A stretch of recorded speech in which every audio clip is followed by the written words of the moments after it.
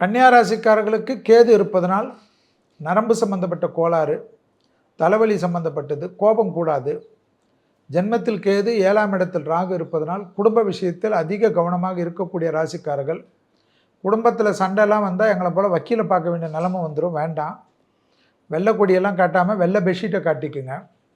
6ஆம் இடத்தில் இருக்கக்கூடிய சனி பெரிய அளவுக்கு ஜெயத்தை ஏற்படுத்துவார். தொழிலில் டெவலப்மெண்ட்டு புரட்சி ஏற்படுத்தி கொடுப்பார்.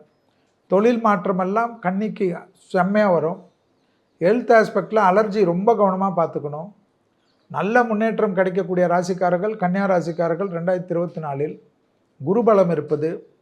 குருபலம் இருக்கிறனால உங்களுக்கு ஒரு வருஷத்தில் தப்பிச்சிப்பீங்க. பல விதத்தில் அனுகூலம் காணப்படும். ஆனால் எல்லாம் வர்றதுக்கு ஏப்ரல் 14 வரைக்கும் பொறுமை காக்கணும். ஏப்ரல் 14லேருந்து அனுகூலமாக காணப்படும்.